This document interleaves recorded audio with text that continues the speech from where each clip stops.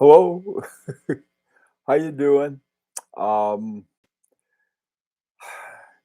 Let me do this first. Just wanted to know, can you hear me okay? And is the video okay? If both are okay, we can carry on. Uh, just sort of as by way of introduction, last week we didn't have a live video like this because I was in New York. I'd gone there for the Watch Time show, and so that's where I was. Uh, Somebody please tell me whether can you see this? Let me see. Can you hear? And there you go. Hi, Thomas. Hi, how you doing? How's the sound in the video? Everything okay, guys? Yes, no, maybe. You're live, right? Hi, Tim. Oh, it's good. Okay, good. That's what I needed to know. Oh, good. All right. Um, Sometimes it's hard to tell. I like using this little mic because then some of the background stuff gets cut out. Hi, Donald. How you doing? Tim. Okay. Oh, let me tell you what I wanted to talk about today. This afternoon, I guess. Earlier today, we had talked about some. We had talked about where are things going. What's going to happen in the next decade. Hey, Tony. How you doing? And I I was thinking more about it, and I was, hi, William, how you doing? Joseph, how are you? There's a close-up man, Junior, good to see you. I was looking at this. This is the movement on my. I don't know how well you can see this thing. This is the movement on my Langenheim, Frederick II, and uh, and hello again, Thomas. And looking at it, I realized, okay, so what's new about this? I think it's called the Caliber 6. Hey, Mark, how you doing? Tourbillon. And I was thinking to myself, is there really anything new about this that Brigade didn't know about? And my answer was, yeah. What it is that the thing about this, Watson, there's probably some other things too I'm missing, but he put in the trigonal bridge, and by doing that, he Marco Lang enabled us all to see more of the movement and so forth. The cutaway uh, bridges. It was actually, I think, a German invention, and I think it was Allonga who did it, and they did it for production reasons. I think they were using a three-quarter plate, something like that. Anyhow, so that was an innovation, and then looking at the trigonal bridge, and then some of the ways in which Marco Lang executed a basic movement was the craftsmanship and everything involved in it. John and John is Marita. Are you there? Um, so anyway, I thought, okay, well, all right, that's something different. And this morning I had on my this is my H. Moser at Sea at Company, uh, double hairspring. And what does the double hairspring do? It takes it and keeps the staff of the balance wheel even on an even keel. Okay, so there are a couple things that can be done, and so what I thought is that where do we go from here? And the path that it appears, at least we talked about this morning, was that a lot of companies are taking sort of the path of, I won't call it the least resistance, but that the least you don't have to think about it anymore, right? And this is often done with silicon. You put in a silicon hairspring, it's done. There's no spring adjustments, so you don't need a regulator. They were bragging about that in one of the watches. Oh, it's regulator free. Well, it's regulator free because you can't regulate it. And so if it's like, well, you use balance weights, or or what do you do? And it's almost like, well, you don't have to do anything. It's sort of like the whole world becoming a Swatch System 51, where just leave it alone and enjoy it until the time, and go out and play. And sort of have that sense of some of these watches that they put these things in there that you don't have to think about. Now, Rolex, bless their their heart, they put in a movement that didn't have a silicon or anything else in there, but they have some very strict rules about who can open it up, who can get the parts, and so on and so forth. Now, there are two ways to look at that. On the one hand, they say, look, that's we've got this thing, we got it all sealed up with our oyster cases and so forth, and we don't want anybody screwing that up, and so you have to go to one of our certified repair people. Okay, so but still though, they have there's sort of it's going along. It's not one of these things, use it till it breaks and send it back. So again, we come back with a question. In unless you're going off to Silicon Land, which could eventually end up as a smartwatch. I think that's sort of perhaps the logical conclusion if you keep improving, improving, improving. But I don't think that's what, at least I don't want as a collector. I don't want something that, all gizmoed up and ready to go. I got my smartphone that does a lot of stupid dog tricks, anything I want it to do. It'll even talk to me if I if I talk to it the right way. Hi, do you call me? And they ask to do kinds of things. So I guess what we what I'd like to talk about is what can be done to a mechanical watch that will sort of stay within sort of what we'll call the traditional parameters somehow. Okay, hey Truman Burbank, how you doing, man? Andres, good to see you. Silicon hairspring will eventually become the next normal, maybe. Yeah, Andre, that's but see, this is what happened with quartz. Quartz became the new normal, and that sort of led to a lot of other kinds of problems. And there's a point where people are going to say, look, I'm not going to spend $50,000 or $20,000 or $10,000 or even $5,000 on basically what my $2,000 smartwatch will do, along with telling you who's going to win the World Cup.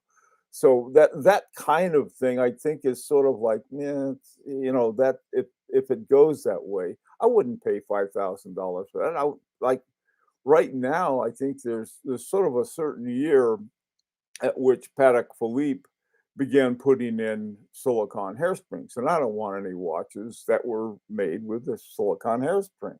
Just not interested.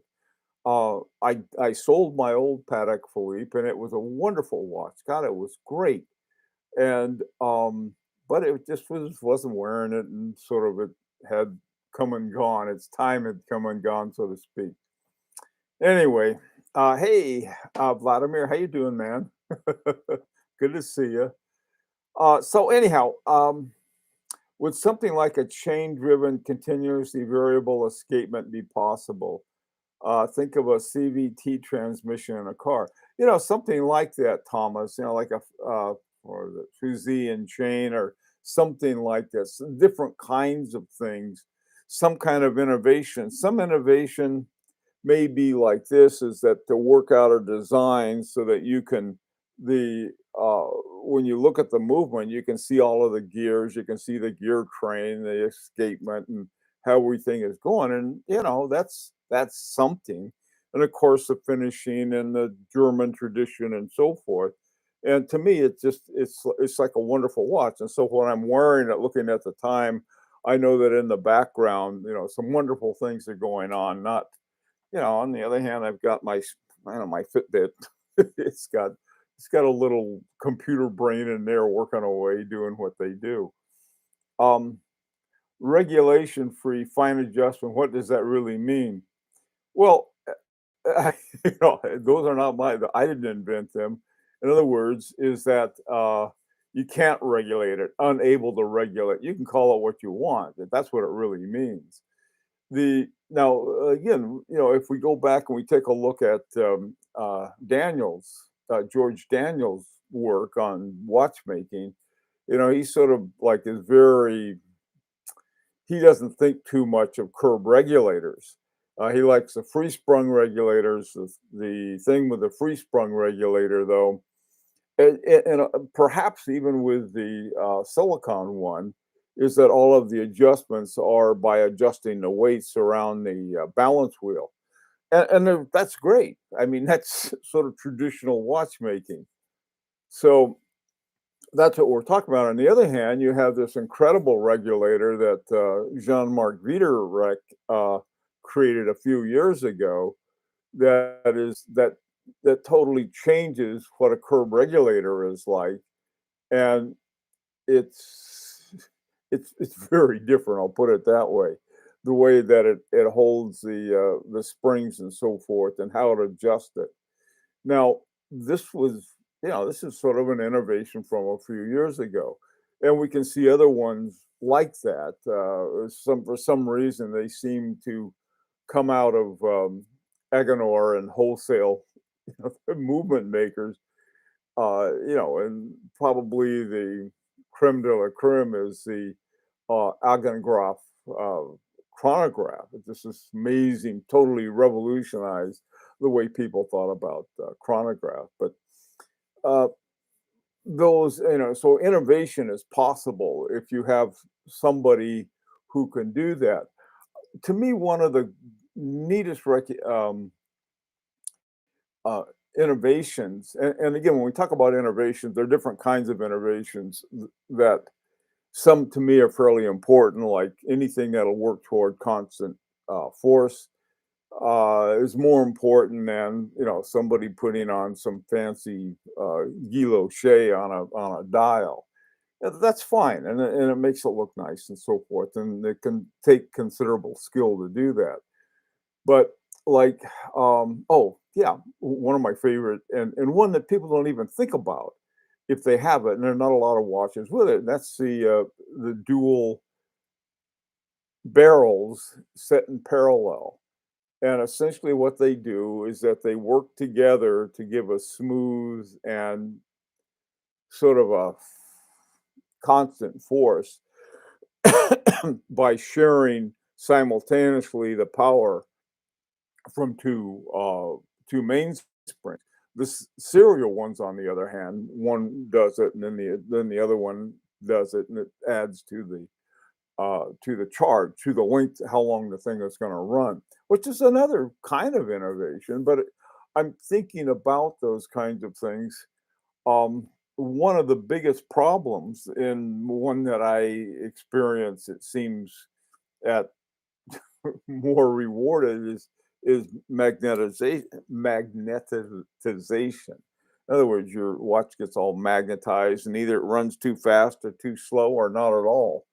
And this is one of the things that proponents of silicon escapements and silicon hairsprings, or they will tout out right away. They'll say, "Hey, that's how come we're going to use this." Well, by the same token, and say, "Hey, well, I got a smartphone, and it connects up with an atomic clock, and it gives me way more accuracy than even a quartz watch." And so it's the kind of thing that, to some extent, it's a moot point, and to some extent, it's the reason that we have things like a remontoire d'égalité. That's would be an example. Our fusil and chain, our the parallel uh, barrels on a watch to to provide this constant force in the same way that a smartwatch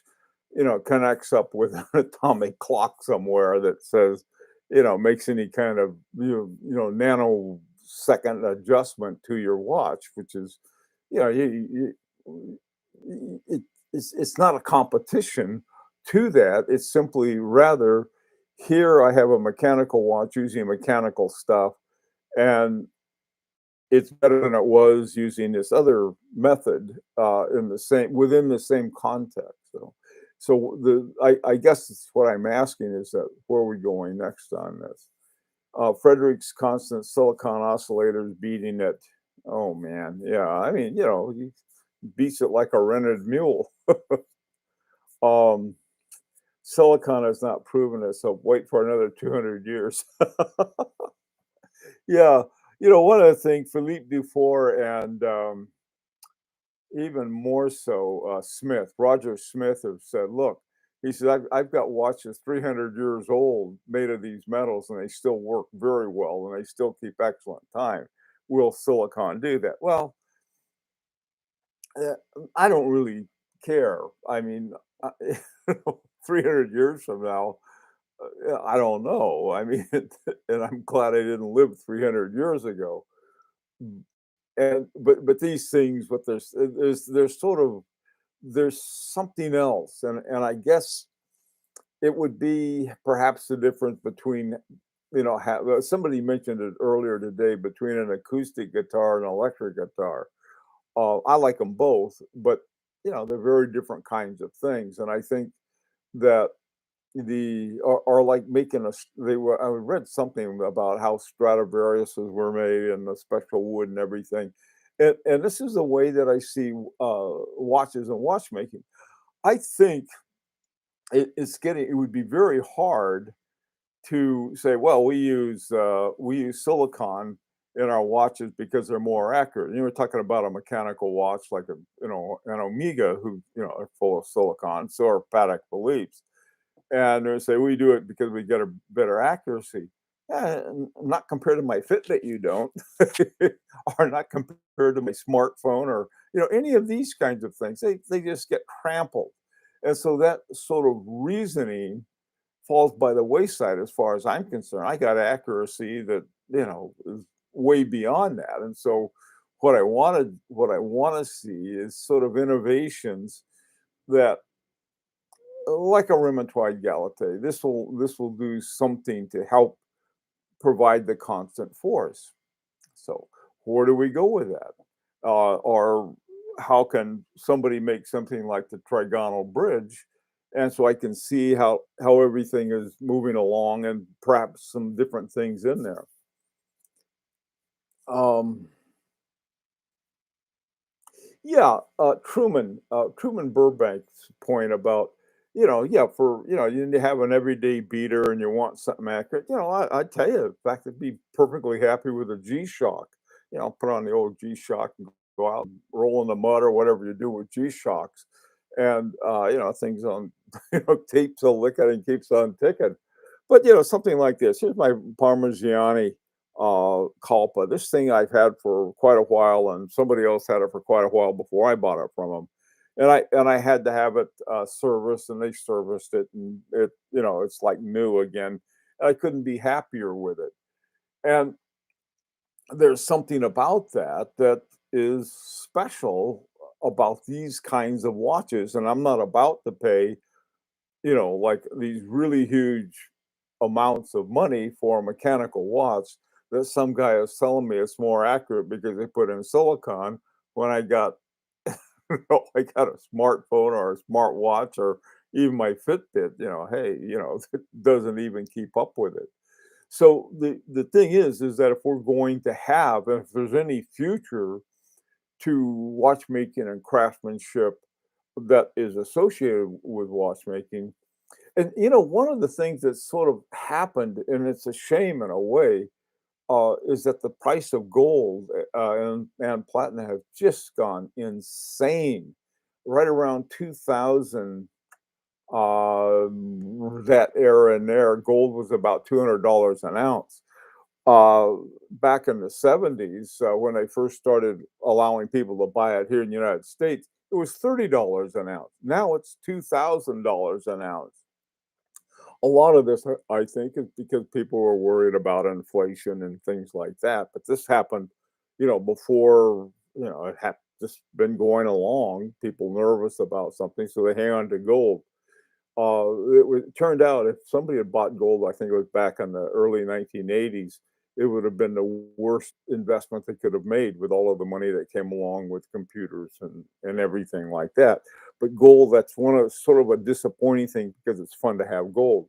I don't have a lot of it, but uh, and some of it is like white gold. I can't tell white gold from steel, so but it's sort of fun. You can feel the heft in it. Okay, I think we'll be seeing the application of compliant mechanism, whether they're silicon or metal, more and more. Compliant mechanisms. Hater, what is that exactly? Hey, Mark.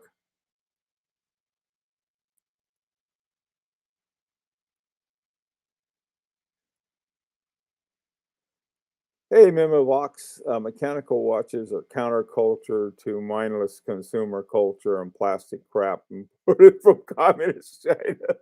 Mimovox. What? What? You just fell out of your spaceship, I think. Hey, Davy boys. Accuracy isn't even high on my priorities. I hardly wear a watch more than a week. Okay. Uh, okay. Hughes is too fashionable. Well, we've known that for some time, Thomas. Okay. But, hey, Bill, if accuracy wasn't relevant, then there wouldn't be CUSAC, medicine, and so forth. No, no, no, no, no. See what this is sort of a thing, Andre. I'm not saying that accuracy is is unimportant, but rather is that what I'm saying is that what kind of methods of accuracy can we improve a traditional mechanical watch? We can't compete with a smartwatch. We can't even compete with a quartz. You can pick up a $15 quartz watch and it'll be everything in your whole collection in terms of accuracy. And yes, but we do try to make things more and more accurate. Uh, with COSC. COSC, they simply measure the accuracy and but then, I'll tell you one thing though, you have a COSC and believe me, you have that thing for a while, you use it, you wind it and so on and so forth. It wouldn't pass it the next time. It loses some of that. So that's why you need some kind of adjustments to it. Um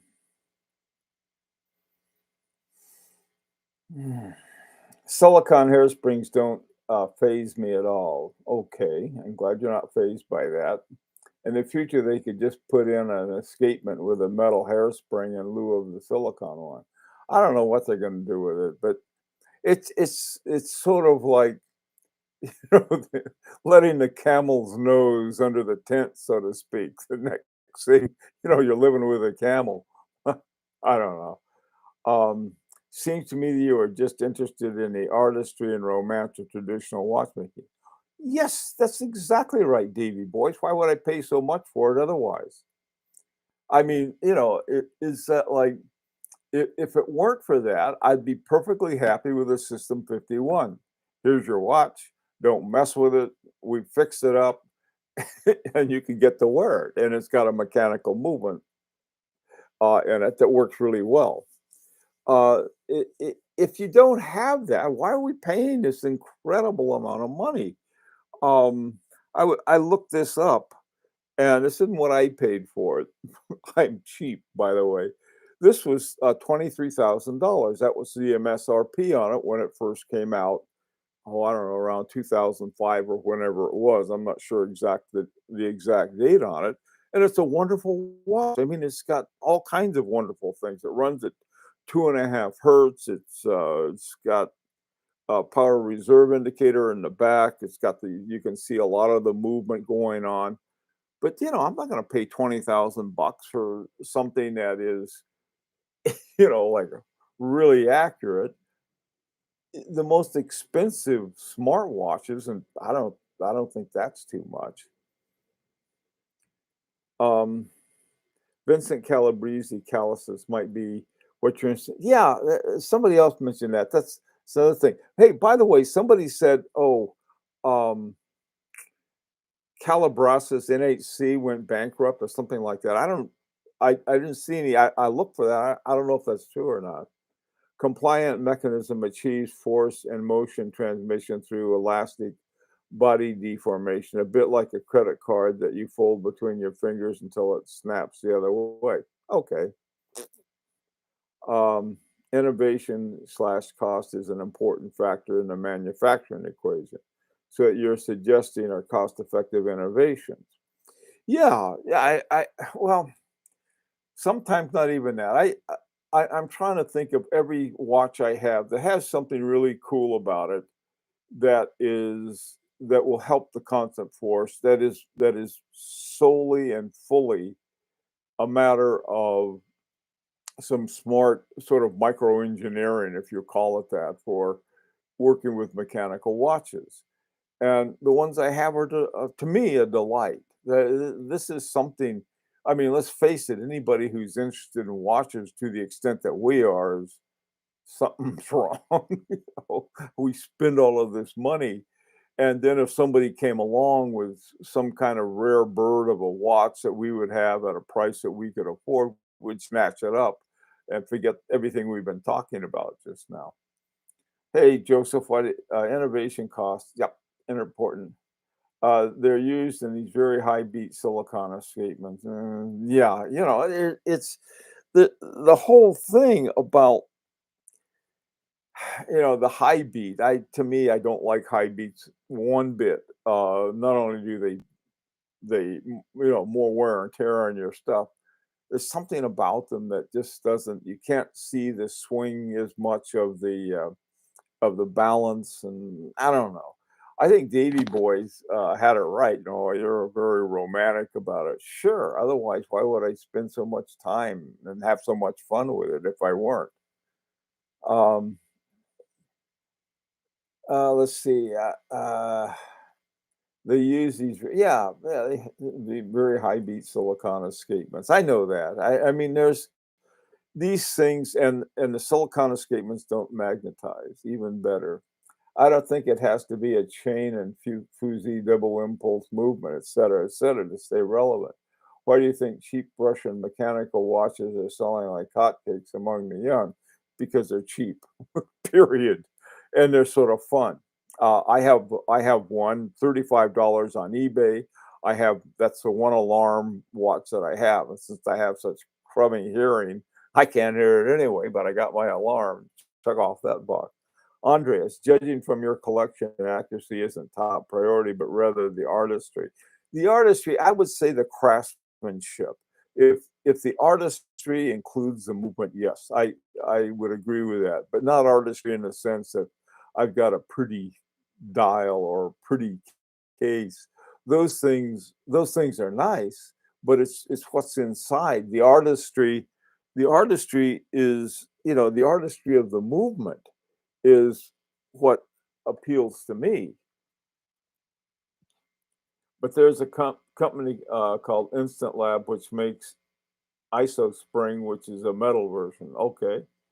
Um, a horological supervillain would invent a machine that slowed down the rotation of the planet by a minute, then all our watches would really just be curiosities. Wrong, Bill. It's counterculture. Is that what it is? Back memo box. You got all the answers on that. I meant craftsmanship. Okay.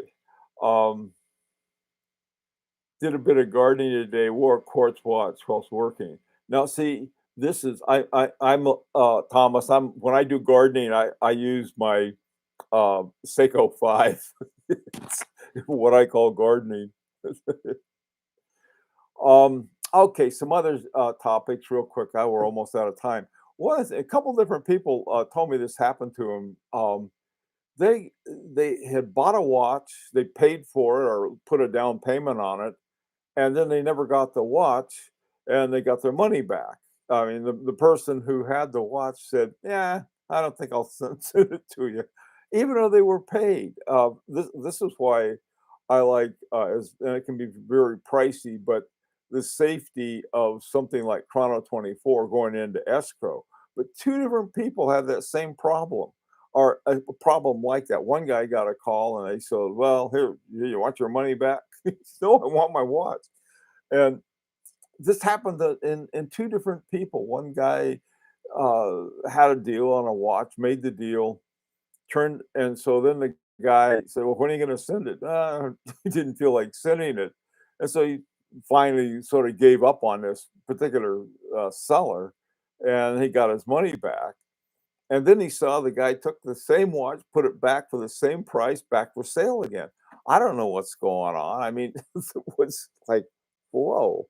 And another guy with this was with FP Jorn. When I was in New York, FP Jorn said they're sold out through 2022, which is just, that's another thing that is going on. You need to go and have a cup of tea with Mr. Dufour. I think he is looking for young watchmakers. Boy, I tell you, I'm probably not old enough for Dufour yet. Okay, maybe the seller got another crazy bid. Now that was the thing, Hater. I don't know what's going on, to tell you the truth. This this guy bought the watch, and this certainly could be true, sells the watch to this guy. The guy sends him the money. The guy never sends a watch.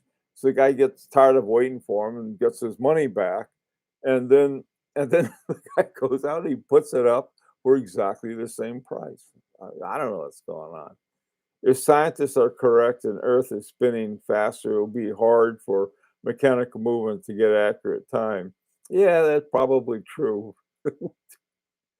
Did you hear about the story of the Cartier buying their own watches? Yeah, Thomas, that's another interesting point. There, when that happens, they're doing it to keep the price up. I mean, they aren't the only company that did that, and they have some people. The only thing they think about is the financial end of it, and they did that to, like to keep the price up. I did hear about that. Hughes, the problem is that a lot of the dealers are selling watches that their supplier, distributor, or wholesaler have, and they may or may not be able to sell it to you once you buy it. Oh, that's interesting. Well, I mean, well, anyway, this is a very weird time for that. There's this one guy I know got told that the watches that he wanted was only going to be sold by boutiques, and he checked, and apparently that wasn't true, and or it didn't apply to his because he had his order in before they made that announcement. Why would they only go to their boutique? Because there's not the markup isn't the same in a boutique as it would be at an AD. ADs may be in real trouble. They're caught between the online dealers, and you can save a lot of money. There's no brick and mortar rent to pay, and there's all kinds of advantages of that. And also, there's a worldwide audience. You don't have to wait for some guy to come down Main Street or wherever you are down the Champs-Élysées and say, "Give me a watch." You can get it from anywhere. Anybody can do it. Uh, isn't Cartier owned by Richemont? I've got a feeling a lot of these things that they do isn't like, if Richemont comes and tells them buy all your stock back from the distributors or the dealers, they may be going into their own boutiques. This is what some watch companies are doing. They're just pulling everything back.